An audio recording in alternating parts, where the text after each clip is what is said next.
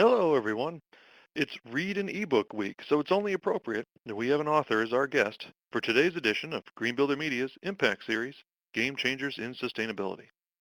Today, Leigh Gallagher is going to take us on a trip through time as we examine the history of the suburbs and how its role in the American dream may be changing. And I don't think it's a stretch to say this is probably the first Impact Series webinar we've had that features an appearance from the Fonz and George Costanza. Now, before we embark on our journey, I wanted to tell you that today's webinar would not be possible without the support of our generous sponsors. And those sponsors are Owens Corning. Owens Corning, build higher performance homes with Owens Corning. Green Builder Coalition. The Green Builder Coalition offers in-depth research, discounted education classes, as well as national and state advocacy resources. The coalition is also the home of the Green Building Administrator, the industry's only software program that allows you to compare 3 national green building programs. For more information on our membership levels, please visit www.greenbuildercoalition.org/join. I'm Mike Collignan, Executive Director of the Green Builder Coalition, and I'm sitting in for Ron Jones today, so I'll be your host and moderator for this webinar. Now, I hope that during the course of today's presentation, you'll submit questions for our guest. To do so, simply use the small box at the bottom of the Q&A. I'll review those questions and pose them to Leigh during our time together. Now, to share a little background on today's guest. Leigh Gallagher is an assistant managing editor at Fortune magazine and a co-chair of the Fortune Most Powerful Women Summit. Before joining Fortune in 2007, she was a senior editor at Smart Money magazine and a writer for Forbes. Originally from Media, Pennsylvania, and no, that's not a typo, Leigh is a graduate of Cornell University. Leigh, welcome to the Impact Series. Thank you so much, Mike. It's really great to be here. So I'm looking forward to this. I think this is going to be a lot of fun. I think people are going to get some very insightful information, but also some laughs out of it. And it's something that, you know, people strive for the American dream. They want that house, they want that white picket fence. But what you found is that it's almost like a pendulum is swinging backwards towards the cities and the metropolises. So I'm really anxious to see and hear what you've got for us today. Excellent. Well, thank you. Yeah, it's a pretty powerful trend that I think is really relevant to everyone, but especially our audience here today. So it's something that I think is really interesting, and hopefully with the Fonz and George Costanza, as you mentioned, a little entertaining. So without further ado, I guess I'll just begin. Yeah, well, that's fine. We're looking Okay, forward to it. great. Well, it's really an honor to be here. Thank you again. So I guess what I hope to do is to give a sort of overview of a really major, I'll call it epic transformation when it comes to how and where Americans want to live that's happening on a national level that I documented in this book that I wrote, to delve into why it's happening and then all the many ways that it's manifesting itself. And then after that, as you said, Mike, we'll take some questions because everybody has a perspective on this and everybody has their own story. So I always love hearing from people. So just to recap, I did write this book called The End of the Suburbs. I think it's important to note that I don't actually hate the suburbs. I don't have anything against them. In fact, I actually had a wonderful childhood in a suburb of Philadelphia that, as Mike mentioned, is called Media, Pennsylvania. Well, there's a little bit of media in this presentation, so we'll get to that later. This is my childhood home in Philadelphia in Media. My parents still live there. I live in New York City in the West Village, which is a highly desirable neighborhood by a lot of people, but I don't think that that's the answer for everybody either. So, you know, the reason why I show this house and talk about my wonderful childhood, which was really kind of Norman Rockwellian in this little town, is to say that, you know, I didn't really come at this topic from a personal bias perspective. I really came at it from a journalist perspective. And what I'm really drawn to are big ideas about how and where people live. And a couple years ago, I came across a big one, and that was census data that had showed that for the first time in more than 90 years, the population growth in our cities had outpaced that of their suburbs. And I just sort of thought, that's kind of big. And so I looked in it looked into it a little more and a little more, and every stone I turned over, whether it's housing valuations or preference studies or certainly demographics, told me that something really big was happening. And that was that the American dream, the American suburbs, I should say, the American suburbs, this sort of uniquely American way of life, best symbolized, as we all know, by a house, a yard, a cul-de-sac, a white picket fence, a couple kids, and a car. That just kind of iconic lifestyle epitomized by the suburbs doesn't hold the same place in our culture that it once did. During my few years as what I call a suburbologist studying this trend, I had the opportunity to talk to a lot of different people about their experience in the suburbs today, and I like to kind of start by just sharing a little bit of what they told me. And you can see it right here. I slowly realized it was not the life I wanted to lead. That was from a mother of 4 in Boston, outside of Boston. We're only here until the kids are done with school. That was from a parent outside of Philadelphia, but I heard that one dozens of times. This was my favorite. Congrats on the book. I live in a sterile, superficial suburb after having lived in Chelsea for 12 years, and I'm dying slowly, one day at a time. Talk soon, Rob. So, you know, how did we get here is the big question. This was supposed to be the American dream aspired to the world over. And answering that big question is what led me to write this book. But I think it's important to note that one of the most important things that I found is that it's not the end of the suburbs entirely. It's really the end of the suburbs as we know them. And that one of the biggest changes happening right now, which I'll get into in a little bit, is this revolution underway to urbanize our suburbs and create a new category that's kind of neither city nor suburb, but somewhere in between. I think, if we could just kind of summarize, we could just suffice it to say that we're in the middle of this big transformation and that the American dream might soon look a little more like this slide we have in front of us now, or this. To understand all these changes, I think it's really important to understand how our suburbs evolved. And that is, they evolved in a pretty major way. The American suburbs were really a great idea when they were born. This is Levittown, the iconic post-war suburb on Long Island that really is the first kind of modern post-war suburb, the first suburb that was built on kind of mass production housing technologies, as probably many people here know. But they started out as one thing, leafy enclaves, and they morphed into another. This is a slide of something that really we all know as suburban sprawl. I like to put a lot of this through the lens of popular culture, as Mike implied or hinted.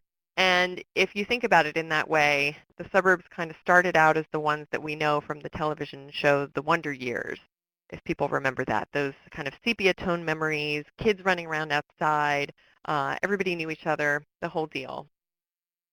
And then they evolved to become more like the ones in the Showtime series Weeds, if anybody remembers or saw that series, a much more darker comedy about the more modern kind of cookie cutter kind of suburb, whereas the show's theme song cheerfully declares everything all looks just the same. That's the sort of modern subdivision plus strip mall kind of suburb that is much more common today. That was the model that we decided to cut and paste and supersize and just deposit all across our landscape. And then, of course, it all went on steroids during the housing boom.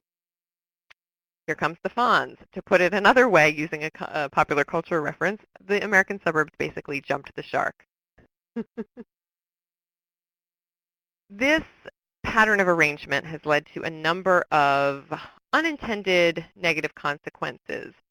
One of the biggest is long commutes in heavy traffic. Now, no one needs a lesson in how bad and not fun this is, this image here. This is actually Atlanta, which, is a central casting example of sprawl and its consequences. But, I think a lot of people don't realize just how bad people's commutes have gotten over the years and how they're still really bad. There's about 3.5 million people who do extreme commutes every day, and that is a commute of an hour and a half each way each day. So that's 3 hours in the car. Not too long ago, morning television news broadcasts started moving up their first broadcast to reflect the ever earlier times that people were getting on the road. So the early morning news used to be 6 a.m., then maybe it was 5:30, then 5. In some markets, the first news broadcast is at 4:30 in the morning. I talked to a lot of people about their commutes, but one of the worst tales from the trenches I heard came from the Inland Empire of California, which is where a lot of sprawl happened in our country. It's the area east of LA in Riverside and San Bernardino counties. I talked to a teacher there, a school teacher there, who taught in Orange County, and she and her husband moved to Temecula, California, which is a so-called commuter town about 62 miles from LA. To get to her classroom in Orange County, which is just next to LA, on time, she had to set her alarm for 3:50 in the morning and leave her house at 4 o'clock in her sweatpants. And only at that hour was she guaranteed that the ride would only take an hour and 15 minutes. If she left 1 minute later, she had no control over the traffic situation, which was horrible. But as a result, she would then arrive at her classroom at 5:15 in the morning, and school didn't start until 7:30. So what would she do? She would go back to sleep under her desk in her classroom. That's how she would kill the time. She had a place to sleep under there, a blanket and everything. And then she would get up when it was time to get up and go to the ladies' room and do her makeup, and she had a flat iron and everything with her. She said, I felt like George Costanza. This is the Costanza joke, referring, of course, to the famous Seinfeld episode where George sleeps under his desk for slightly different reasons. He's hiding from his boss. Another big problem with this arrangement pattern is that it puts people far away from each other. Some people like that, and I get that. Some people want to be as far away from their neighbors as they can. They just like the privacy. That is a big, value of a lot of people in our country. But a lot of people find that to be not so great. I talked to a woman who had a 6,000 square foot house in a suburb of Chicago, Long Grove, Illinois. She had a circular driveway, 3-story foyer, the whole deal. And she said she was struck one day when she realized that in 10 years she had never set foot in any of her neighbors' kitchens. And that was really kind of disappointing to her. That's not what she expected when she moved to a wonderful suburb. In another community in New Jersey, the houses are so far apart that it becomes really problematic on Halloween because parents of young children don't really want their kids to be walking that distance. It's dark. It's not safe.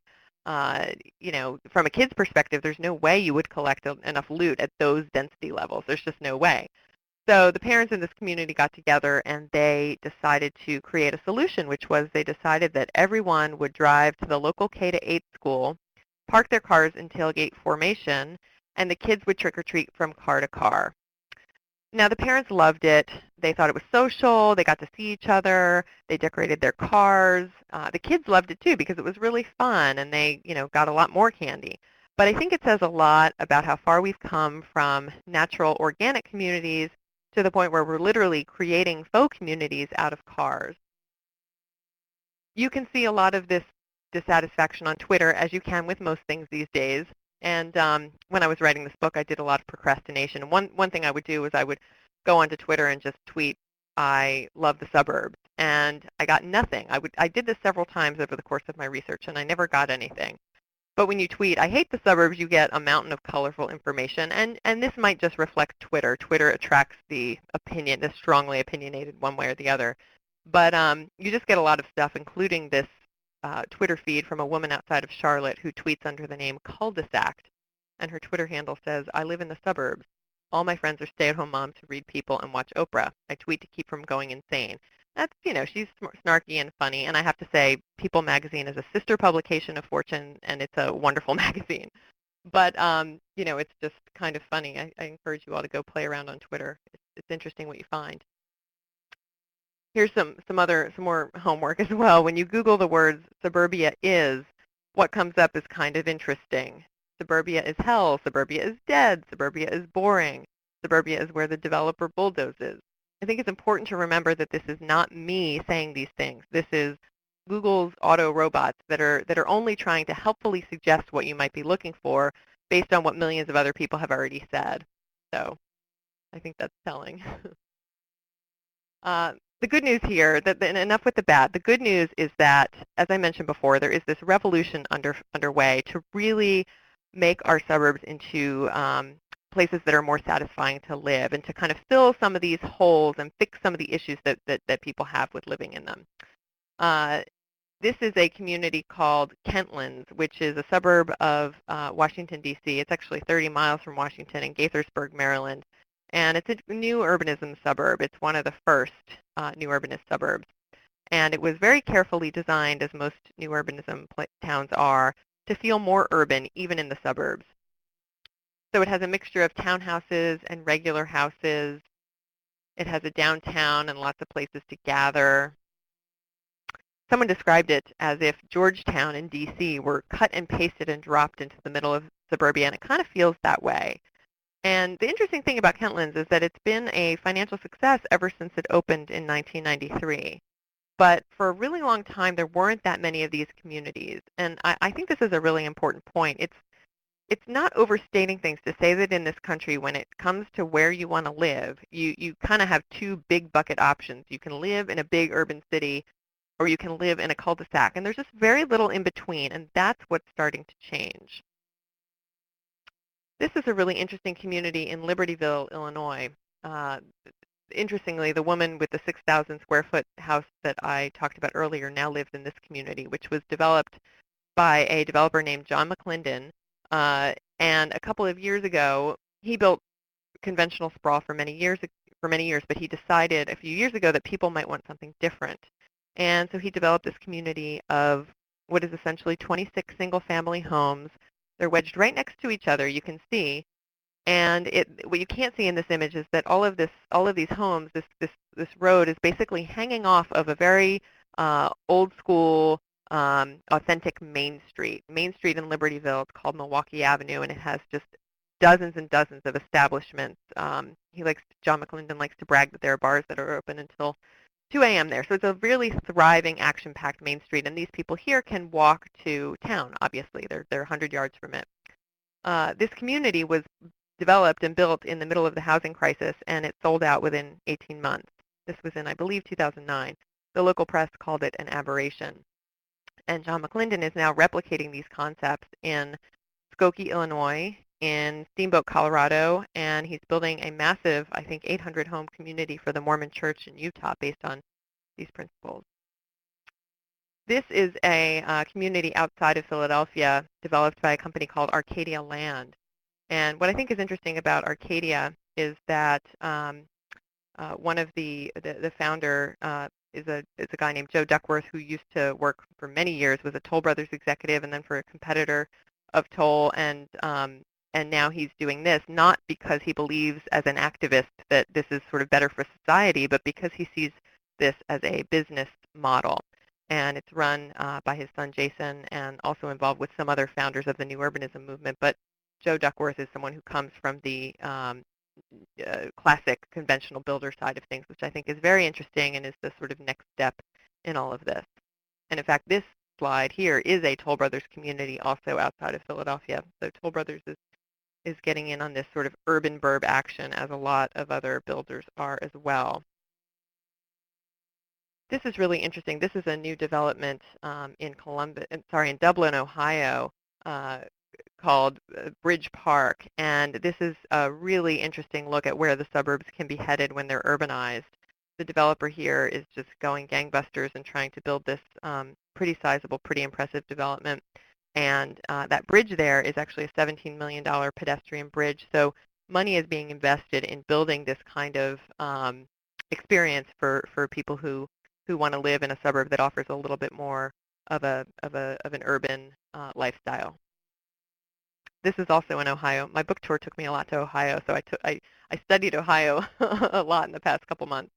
But this is a development called Rocky River Condos in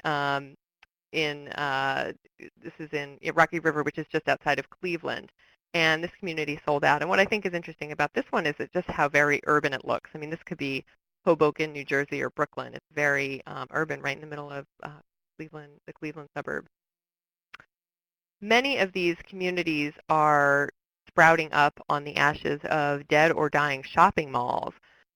This is one in Colorado called Belmar in Lakewood, Colorado, and literally where there used to be a giant indoor shopping mall with a J.C. Penney's and Montgomery Ward, there's now a neighborhood of 1,100 condos, apartments, offices, lofts, studios, and there's cafes and restaurants and bars and art galleries and art installations all over the place. It's really lively and fun. This is um, a heavy lift, I'm told. It's not so easy to do these things, but when they work really well, and we're seeing a lot of them.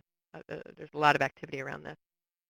This is a dead mall, in case anyone's wondering. You can actually track a list of dead malls at the website deadmalls.com. But this is really a great example of a sort of it's an anachronism of kind of old suburbia, the kind we're moving away from. These communities are coming up even in places where you wouldn't think. This is Atlanta. As I mentioned before, Atlanta is sort of a great example of conventional sprawl, but this is a community called Glenwood Park, which is a really lively city neighborhood that's 2 miles from the center of downtown Atlanta. There was a guy who moved to this community who said that within 6 months of moving there, he lived 30 miles out in the suburbs. He said without changing his diet or his exercise pattern one bit, he lost 10 pounds simply because he was out of his car and on his feet a little more. So there's a health angle to all this as well that I get into in my book. But it's pretty logical. When you are not spending as much time in your car, you're a little bit more active, and that can make a big difference over time. One of the things I think is most interesting is that you can really see the void that many of these builders and developers are trying to fill in the words and phrases they use to describe these new communities. So this is an example. This is a website for a development in Leesburg, Virginia. This is the Metropolitan Village at Leesburg. And you can see it right there. It says, have you met your neighbors? That's the sort of provocative question. Other communities, and I think this one in another page talks about the, quote, carefully designed streetscape or the exciting Main Street environment. Another development likes to tout that you can leave the car keys at home. So these things that they're promoting are the walkability, the proximity, and the urban design, and they're touting those very elements the same way not too long ago developers might have been playing up the 3-story foyer. This is Bradley Cooper in the movie Silver Linings Playbook, because I think every presentation benefits from a slide of Bradley Cooper. But he's here for a reason, and that is because this movie was filmed in an inner ring suburb of Philadelphia called Drexel Hill. It happens to be where my father grew up, but it's also a really great example of how these older inner ring suburbs were built on a different model and a different blueprint, and that model and blueprint is the very way that many of these new builders and developers are trying to build and develop. They're trying to replicate that. And if you remember from the movie, this community that they lived in, it had narrower streets. The houses were just a slightly smaller scale. They were closer together, but they were still beautiful houses. And most importantly, they were really close to everything they wanted to do. So if you remember, they could walk to the little neighborhood where the movie theater was, where they got in the big fight. They could walk to the famous diner where they had the date, which now I'm told is a big tourist attraction in Drexel Hill. People line up to wait and to sit in those seats. Um, Everything was nearby, and that's how these communities, when we built them right, were built. And that is what many people think that the next generation of home buyers, the millennials, are really going to gravitate to. So it'll be interesting to see, but that's a lot of people have high hopes on that. The New York Times about a year ago did a really great story about just these kinds of towns in the New York area. In New York, it's the river towns along the Hudson River, places like Hastings-on-Hudson and Dobbs Ferry.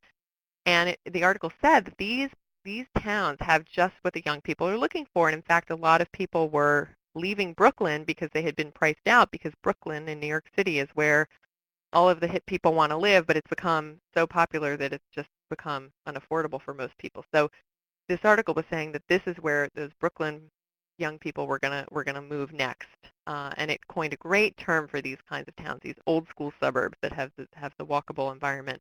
It called them hipsterbia, which I just love, and I've been using ever since, with giving credit to the New York Times, of course. So I actually grew up in a hipsterbia. This image that you're looking at right now is downtown Media, Pennsylvania, which was my hometown. is my hometown. Media is a suburb of Philadelphia. It's about 12 miles southwest. But what is so interesting about Media is that it has these sort of urban ingredients that you really don't often see in the suburbs. I'll point them out here. As you can see, there's a trolley. That's a trolley that people actually use to get to work each day. It's not for tourists. It's not for fun. It's a real working trolley. There's a big courthouse that you can't see, but Media is the county seat of Delaware County, Pennsylvania, so it draws 30,000 lawyers and other people to the town each day. It's a real driver of the economy there. And there's a Main Street. That Main Street is packed with about 100 restaurants. We also have 2 a.m. bars, so I'm told. And there's a vaudeville theater that's been restored. So it really has all these elements that make it a really charming place. This is Media on Wednesday nights in the summertime. Every Wednesday they close the streets to traffic, Main Street I mean, and they all the restaurant owners put tables and chairs out in the middle of the street, and they serve dinner out there for many hours. And hundreds and hundreds and hundreds of people come to this. They come from far and wide. Everybody wants to go to what's called Dining Under the Stars, and it's really fantastic. And I think that this is a really great example of the difference between conventional suburbs and urban burbs. This is not what your conventional suburb looks like on a Wednesday night in the summertime. And this is what urban burbs can look like on Wednesday nights in the summertime. This is, there's a lot of these kinds of hipsterbias outside Philadelphia because of Philadelphia's rich history with the Main Line Railroad. A lot of these kind of hipsterbia communities tend to sprout up around railroad stations. That's how they were built way back when. This is Westchester, Pennsylvania, another great urban burb. There's a lot of Philadelphia in here because I'm from Philadelphia. This is Chestnut Hill, which is technically a part of Philadelphia, but it is really one of the original urban burbs. This is Delray Beach, where I was recently, which is also a great example of a hipsterbia. Now, there is a home design aspect to this whole trend as well, and I don't have too much time to get it. It could be the subject of a whole other book, and in fact, it is the subject of many books. But I point out here one trend that I really love, which is Sarah Susanka's Not So Big House movement. And this is really, I think, just so iconic and so emblematic of the trends. Sarah is wonderful, and this movement has just gotten so much traction. And the Not So Big House movement is not about building smaller. It's about building better, and it's about making more of the space that you have and actually designing homes around the way people live. So I highly encourage everybody to check out Sarah's work if you haven't already. Here's a couple examples of what it looks like. Beautiful, beautiful homes, but designed in this way. And she's expanded that into the Not So Big Life series, because this is not just about where you live. This is really about how you live, and there's this whole sort of anti-stuff movement. One of the things, certainly during the housing boom, that we did is we just sort of, it was so consumption-driven. It was bigger, more stuff, more everything, and now we're really seeing a reversal of that. There's websites like lifeedited.com that are really kind of taking hold of that theory. So this is another book that I think is great, more around the home buying topic. It's called The Just Right Home by Mariana, who's a home designer. And what I think is so interesting about this book, which is really great, it really helps people find the right home based on all the trends that I've identified. But what Marianne talks about is how location is so important now. Where your home is located, what's it near? Is it near a town? Is it near somewhere for you to go out to dinner? That is as important as the physical nature of the home. So one of the things I love to point out about this book is that she doesn't even get to inside the house until chapter, I believe it's 13. So that's pretty striking for a book that's about how to buy a home. She doesn't even get inside the house until that late in the book, but that just says where the priorities are.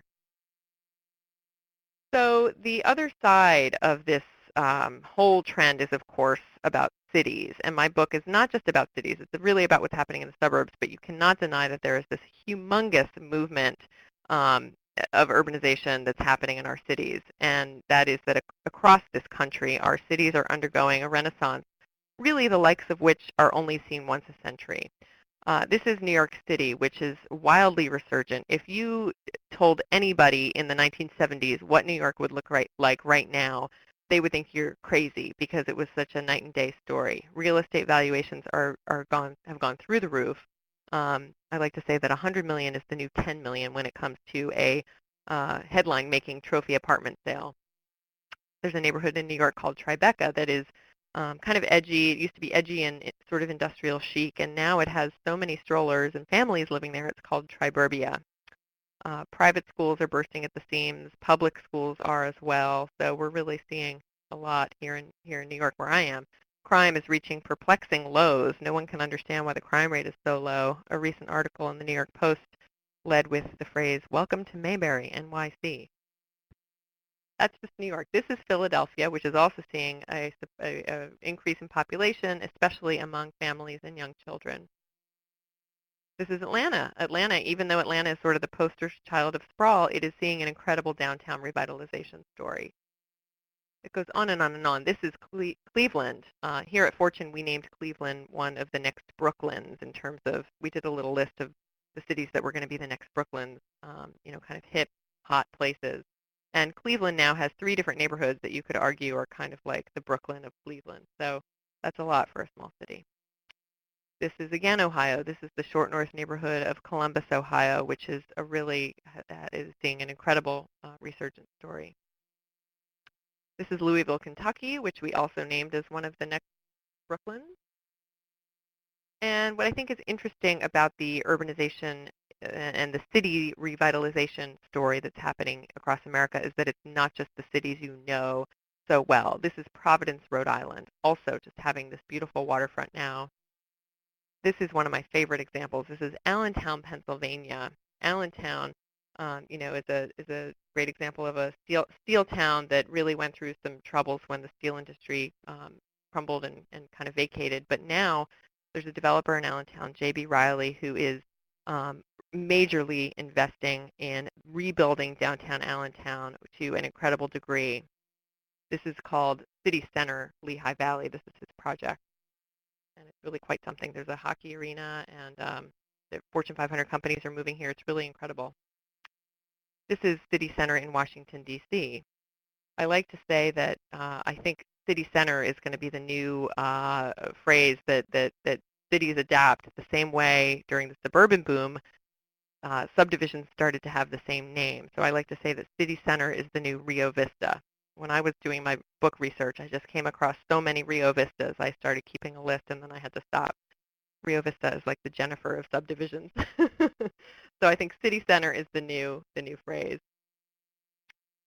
So I work at Fortune magazine, and I am trained and just can't help it, but I always follow the moves of big business to tell us what's happening in our society.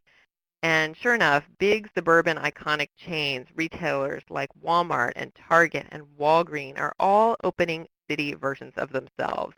And this is a big deal because these are the big box retailers. These are the, the mega square foot places like Best Buy. They're all developing city locations.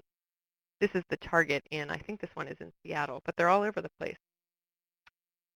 This is another fixture of suburbia, like the shopping mall, that's really becoming a relic of the past, the sprawling suburban office campus. Another trend that is just beginning to happen, but I believe is one of the most powerful of this whole argument, is that more and more corporate headquarters are leaving these beautifully landscaped, but oftentimes extremely isolated fortresses, really, in favor of opening new headquarters in the downtowns of big cities. This is happening in many places. In Chicago, you've seen United Airlines, Motorola Mobility, Sara Lee, which is now called Hillshire Brands, all move back into Chicago from the suburbs. Archer Daniels Midland is looking for an urban location. This is the new headquarters for Panasonic, which used to be in Secaucus, New Jersey, in a big office park, a suburban office park. Late last year, they opened this gleaming skyscraper in Newark, New Jersey. I talked to the CEO of Panasonic US, Joe Taylor, and I said to him, I said, you're really at the forefront of this trend. Everybody's doing what you're doing. How does it feel? And he looked at me and he said, everybody's doing it, but it's easy to do it in New York City and Manhattan or in Chicago. And he sort of looked at me and he said, find me somebody else who's doing it in Newark, New Jersey. He was very proud of the fact that he was really being a groundbreaking example of going into this kind of gritty city, which he believes is really on the upswing, and it is.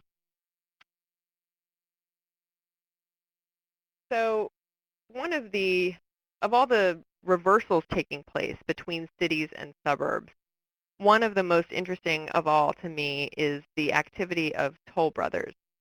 We all know Toll Brothers. They are the big luxury production home builder that really rose to fame on the wings of the suburban mega home. This was its bread and butter. But this image right here is one of Toll Brothers' more recent projects.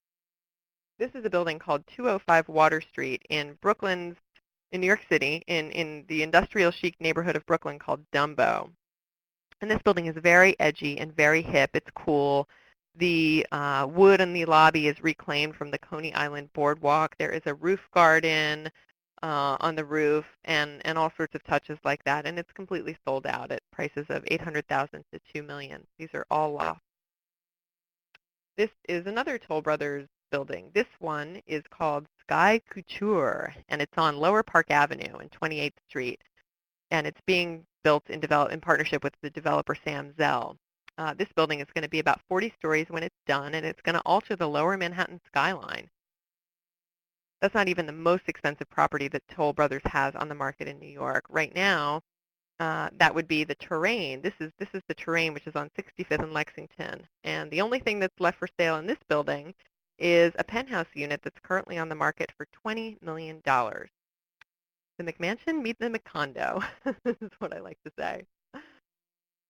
I talked to the CEO of Toll Brothers, Doug Yearley. Now, Toll has, at the time I wrote the book, it had 30 projects that were open or in the works in New York City, which I think is just astounding. And I think a lot of people, even in New York, don't really realize the degree to which Toll Brothers has really kind of started to own this market or make a big, big imprint in this market. And Doug Yearley told me he never thought they would be building on 28th and Park. He never thought they would have a penthouse for sale in New York City for $20 million, but it's all part of the company's shifting portfolio. Those suburban homes, the bread and butter, used to make up about 70 to 80% of what Toll Brothers builds and sells. And now that's about 50%, with the rest made up of big city condos or urban suburban developments and lots of other options, probably things we haven't even seen or heard of yet. And to me, this Toll Brothers shift is really probably the most emblematic of this broader transformation that's happening across our landscape. Jane Jacobs, the legendary urbanist, once said that the suburbs would one day go out of fashion. And, that's a funny thing to say. It's like thinking about suburbs as if they were shoulder pads or Uggs. But I really think that it's not an overstatement to say that that's exactly what's happened, and we've reached peak burb. I realize it's a controversial thing to say, and the title of my book is controversial, but I think it's really important to remember that it's only the end of the suburbs as we know them, and it's the beginning of something else that's really new and exciting, and that is more options. So after so many years of this sort of binary landscape, this kind of one-size-fits-all landscape where you could either live in a city or in a conventional subdivision, that's now being replaced by a whole range of different options in between. So I think it's important to remember that you can still have a big house in a conventional suburb if you want one. That will always be there for some people. I still wear my Uggs, especially this winter. Shoulder pads, not so much. But you can also have you can choose from all these other things. You can have an old school hipsterbia. You can have a brand new urbanized burb. You can have a house in a family-friendly city and a whole bunch of other options. And I think that this multiple choice, choose your own adventure kind of living is it just what's been missing from our landscape for so long. So it's the end of something perhaps, but it's the beginning of something, and I think that's really important to remember. And I guess I'll just close by saying that I really believe that these changes are among the most important to hit our landscape in decades. They signal so much, but I think on top of anything else, they signal the arrival of a new American dream, and I guess more importantly, multiple American dreams, because we have multiple American dreamers. That's what we're made up of. And if these changes aren't here already where you live, you can trust me, I really think that they're coming soon to a neighborhood near you. So with that, I conclude my remarks, and I want to thank you so much for listening, and to say that now I can't wait to hear what what anybody has to say or ask or comment about or anything. So, Mike, I'll throw it back to you, and I just want to thank you all so much for your time today. Well, thanks, Leigh, and I would reiterate to our audience that if you do have questions about anything that Leigh has covered in this presentation, or even things that you think weren't covered that maybe should have been, go ahead and throw them into the Q&A box, and we will get to them here in just a couple moments. Leigh, I had to really smile. You were explaining the Halloween concept that some of us out here know as trunk or treat. Yes, yes. Right. And I've always found the concept kind of humorous because here you have people who don't have to travel very far to get lots of candy. And how much has been written about obesity in this country. And here we are, making kids walk just a few feet to get tons of healthy, not healthy candy. So, but I will throw this out, though, as kind of a counterpoint on that. If everyone lived in high-rises, then walking down the halls wouldn't be that much different then, would it? No, I mean that would be just like a trunk or treat. Right. That would be, and people love living in New York City on Halloween and just going, floor by floor. Um, so that's one solution, but not everybody wants to live in a high rise, and I think so many of the issues that people have with conventional suburban development, many of those people aren't people that ever want to live in an apartment building or in a condo building. So there has to be something in the middle, and that's what I think is so interesting about what's happening in suburban development right now. So, anybody who wants candy, right, should do a trunk or treat or live in an apartment building, no doubt. And when you mentioned the middle, I'm sure you're not referencing the television show about Indiana as well. So, which talks about suburbs. Oh, I right. do, I do want to go to some of the audience questions as well as they're starting to come in now, and I'll shelve mine for later.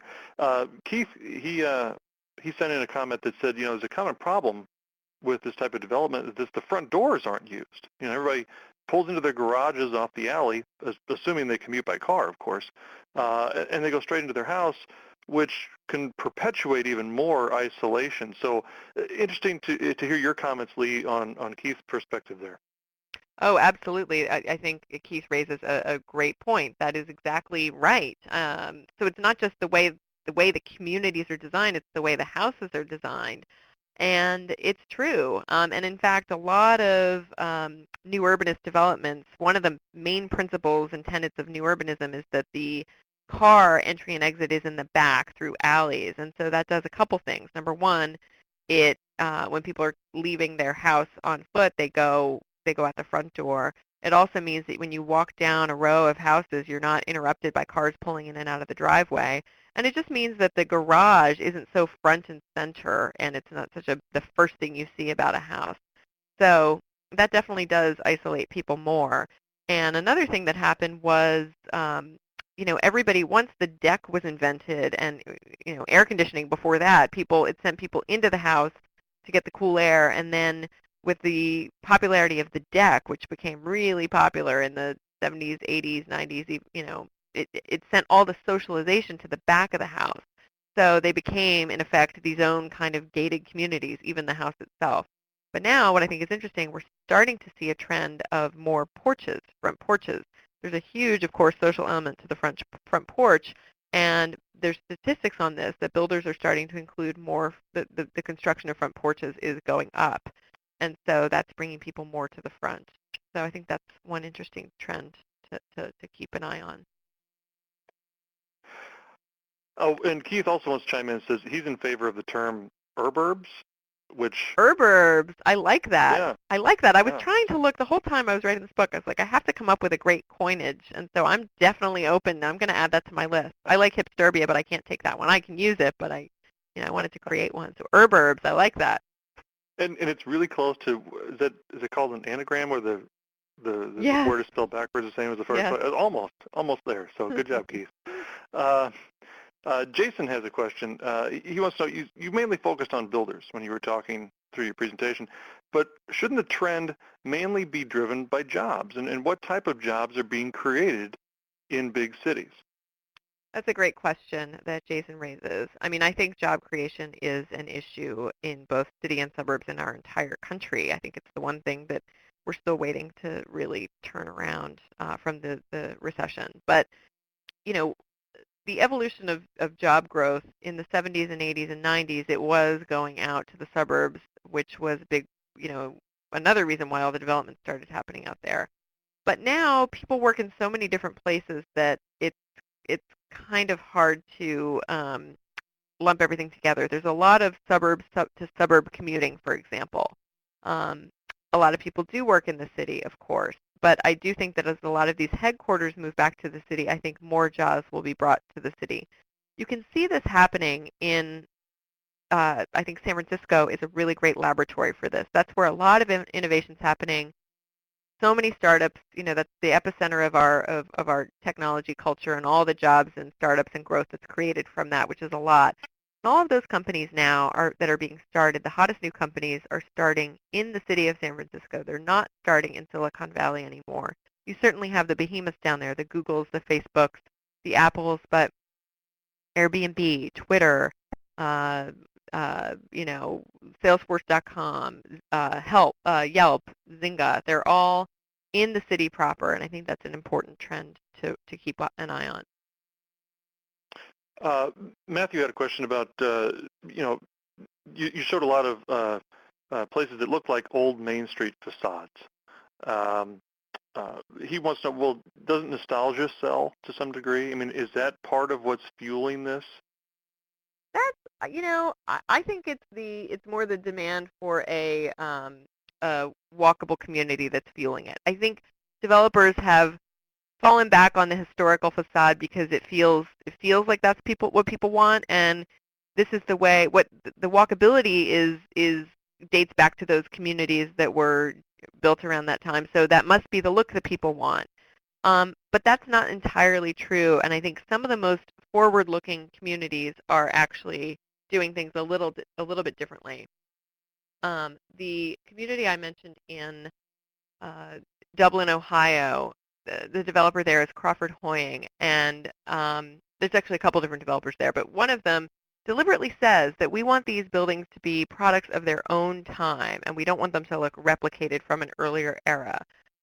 They're designed to represent now and then to age into themselves kind of gracefully. So I think we're going to see a little bit, I think that's been the default, go back to the historical facade, but just because the architecture dates very singularly back to a certain time when the shop owner lived above the store and all that. But I think we're going to see some interesting developments in the architecture of these communities. We have a suggestion and also a question from Richard. His suggestion is for you to go out and visit Vancouver, British Columbia. He's very proud of the high-density housing trend out there that's in development. Well, it's in development now, but it's also in conjunction with their rail lines. And I noticed a lot of your examples, Leigh, were all Chicago and East mostly. And I know that Vancouver is doing some really exciting things out there. So that's his suggestion, but his question, I think, is fantastic, which is, with these new developments, it's often difficult for developers to get financing for these new types of developments. Can you talk a little bit more about the mortgage or the financing struggles that people face out there? Yes, Richard's absolutely right. And by the way, I've always wanted to go to Vancouver. I've never been there. I'd love to see that as an example of these trends. The financing is one of two kind of big hurdles that I think developers face with all of this. And it's easier to get a mortgage or financing or a lender to finance the conventional suburban development because that's what they know. It is a mathematical formula that has been proven over and over. It's safe. I mean, this is the thinking. And mixed use is new and different, and it's not what there is a total model and machine for. But that's starting to change. There is, I think that the FHA has slightly changed the caps on the percentage of retail in a mixed-use development. There have been some, so I'm not totally up to speed on all this, but I do know that there has been some loosening of the regulations. Now, whether the finance machine will follow and welcome all this stuff with open arms, that's another question. The financial world tends to be conservative and safe, and people don't want to take a risk. But I really think that as the proof becomes in the pudding, and people see, and the banking world sees that there's such a demand for this. I mean, it's like Joe Duckworth, the builder who founded Arcadia, said to me, if you want a suburban subdivision, there's a million of those things. If you want a walkable community, there aren't enough. And so that's why he's in it. There aren't enough, and there is I think, a spring-loaded demand for this kind of product. And I would hope to think that business leaders and the people on the financial side of the ledger will come to see that, and I expect that they will. I'm going to interject one of my questions here, and I'll get back to the audience right away. There's a certain element of this, like the picture that we've got on the screen now, and some of the other pictures too, where there's little to no yard, and that means no maintenance. And so is part of this allure the convenience of, hey, I don't have to cut my grass or take care of any landscaping? Yeah, that is one of the reasons. I mean, yards and big lawns, especially when they're really big, are a pain to maintain. I talked to one woman who left suburban Boston and moved into Cambridge, and she said every weekend her husband was either working on the yard or shoveling snow. Every weekend, no matter what the season, he was out there doing something. And so they love that they have a postage stamp backyard, and they love it. Not everybody can do that. A lot of people want a backyard, but maybe it doesn't have to be as big. It's time consuming to maintain, and it's expensive to maintain if you think about the cost of lawn treatments and mowing and all of that stuff. So that's one thing. But this brings up another point that I didn't really get into, but that I think is so important with where this is all headed, and that's demographics. And the suburbs were kind of built and created and spawned for the predominant household type in our country at that time, which was the nuclear family. The mother, the father, the two kids. That is rapidly becoming a minority household type in this country. And those numbers are striking if you look at them. The birth rate is falling. People are getting married later. They're not having children, or they're having fewer children. The whole makeup of our household is changing dramatically. And so that's going to change the kind of houses that the home buying population wants. I mean, certainly people that have that conventional family structure are going to want, maybe want a lawn, maybe want good schools. But single-person households or other different kinds of households are not going to care so much about those things, and they're going to want different kinds of houses. I was wondering that same thing during your presentation until you started talking about how the public schools were packed to the roofs in New York City, and you were talking about how you were seeing more and more strollers and that sort of thing. And then I kind of just kind of got off of that, but that's interesting you went back to that, because I had that same thought as you were talking in your presentation. Yes. Go ahead. Sorry, go ahead. Yeah. We have a question from Ian. Ian lives in San Jose, and he's been observing the urban trend in San Francisco because he's not that far away. He, however, sees a lot of gentrification going on, and he sees that there's this have versus have-not clash that's starting to kind of brew. He wants to know if you're seeing this in other growing popular cities, and also how you possibly foresee this playing out. I think that he raises a wonderful question. This is the next big issue that cities and municipalities are going to have to deal with, and that is, I mean, I live in New York City, and we see it here front and center. It is almost unaffordable for anyone who's not working in an extremely lucrative field, and here in New York that might be finance, to live in at least Manhattan, and it's becoming to be the case in Brooklyn and other places in New York City. So it's now become unaffordable for a lot of the sort of middle and lower income people that really are so important for a city's economy, for its culture, for income diversity, and all the things that make a city a city. So what's going to happen to these people that can't afford to live in the cities, and where are they going to go? And I think it's probably exaggerated in New York City, but I think it's happening in any other city that's seeing some kind of gentrification. There's been a lot of attention paid to this in San Francisco, where, again, there's a lot of newly wealthy people thanks to the tech boom, and the locals in San Francisco are not, there's a movement that's really not happy about that. I think from a housing perspective, I've been trying to figure out and track where are these people going, and I'm hearing that anecdotal evidence that a lot of people are leaving cities when they can't afford them and buying foreclosed or just homes that are vastly reduced in price in what are now, or I was going to say what used to be, but what are the exurbs. So seeing a lot of that migration happen here in New York, people leaving Brooklyn, let's say, and moving to the Poconos, where there's lots of communities that have, um, you can get a house for a song there. And so, and a lot of the problems that are conventionally associated with cities, crime and all that stuff are starting to happen in these exurbs. So I think that might be the next big chapter in this whole story. We're going to get back to the exurbs in just a moment. Had a question from Madeline. You mentioned earlier dead or dying shopping malls as places where you're seeing some of this development. What about defunct car dealerships? Because they took up a decent amount of land, and you started to see some car dealerships just completely evaporate and disappear. That is a great question, and I had not actually thought about that until just now. That's a wonderful question, and that's certainly worth exploring. And I would imagine that we're seeing a similar trend with that, and not only because of the land, but because people don't want to be in their cars as much, especially millennials. I don't think we've really seen the impact of that on the car market yet, but that's really fascinating. And I wonder if more car dealerships are opening up in cities where in many cities you don't need a car as much, but that's interesting. Somebody else recently asked me what I thought about distribution centers and, were they changing? Another example of something that takes up a lot of land, distribution centers for companies like Amazon.com and things like that. But I'll look into that. Well, and this is certainly not a plug in case it already exists, but given the pace of the internet, I'm sure probably someone just registered the URL deadcarlydealerships.com. So Totally. they may be out there with deadmalls.com. But I'm going to go back to Keith. Keith had another question for us. Is there a cure for the exurbs? Very good question, Keith. The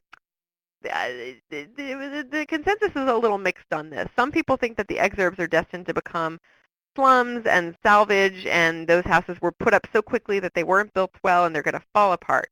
That's one side of the argument. Other people say there are some solutions. And so what are those solutions? Well, one would be a big problem with the exurbs is that simply they are so far away. So build a little town right near the exurbs where you can have jobs close by. Whatever you can do to make those people not have to travel 60 miles, that is what will save it. So what does that mean? Do you build a little urban center with jobs and cafes and everything in the middle of some exurbs?